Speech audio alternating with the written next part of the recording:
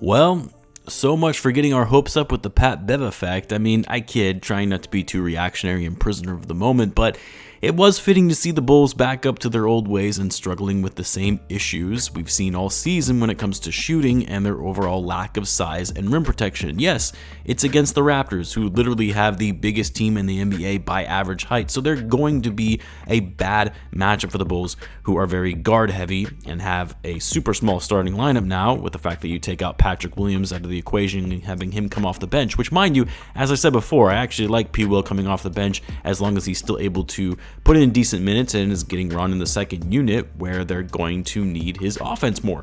But in a game against the Raptors, yeah, might have been one of those times where you're working Patrick into the rotation a little more, especially when it comes to closing out the game.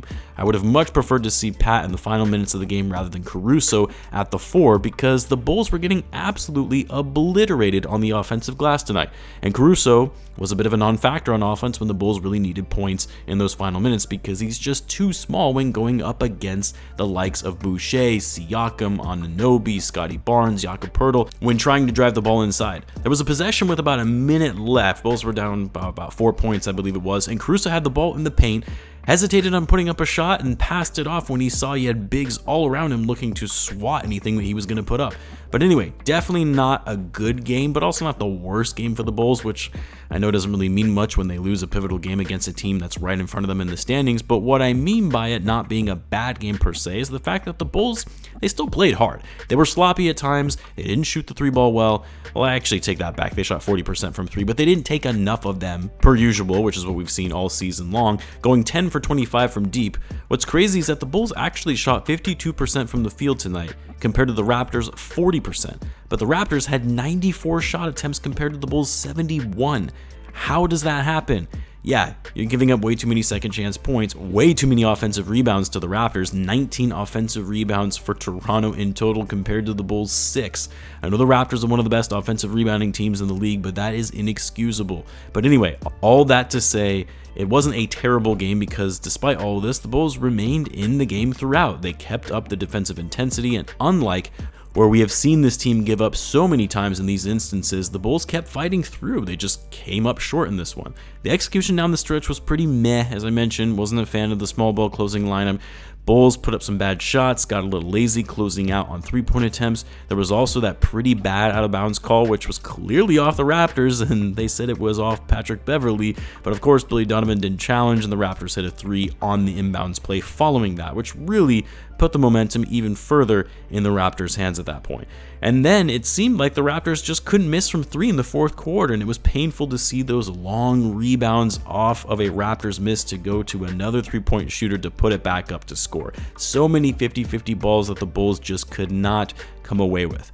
Also, what was going on with Vucevic tonight? Dude could not squeeze the ball like he had butter on his fingers. Every time he got an inside pass, he just straight up bobbled it. Like he had a great night from a scoring standpoint. Very efficient, shooting 9 for 14, 4 for 6 from 3, 23 points, but 6 turnovers, and could only muster 5 rebounds when the Bulls really needed him to step up in that area going up against a big Raptors team. It also doesn't help that Jakob Poeltl has always played very well against Vucevic. I mean, you look at the rest of the Bulls box score. You see Zach Lavine didn't have a bad night from a shooting perspective. Same with DeMar DeRozan. It's just they weren't getting up very many shots because the Bulls as a whole didn't put up many attempts when you turn the ball over 19 times and you give up 19 offensive rebounds. Like, it's not often you see Zach Lavine and DeMar DeRozan combined for 23 shot attempts. Ayo actually had a good game tonight coming off the bench. 5 for 7 shooting, 10 points, 6 rebounds, 2 assists, a block and a steal. Much more active and aggressive in getting to the basket. Was fighting hard on defense as well. Patrick Williams also had a strong game on defense tonight. 2 steals and a block to go along with his 8 points. Andre Drummond, I would have liked to see him get some more minutes in a game like this against the Toronto Raptors. 10 rebounds in 16 minutes and had half of the Bulls' total offensive rebounds.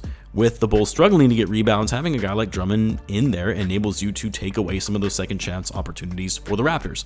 Coby White, kind of back to the old Coby White ways in an up and down inconsistent play. Great game against the Wizards. 2 for 7 tonight in 23 minutes. He did have 5 assists though.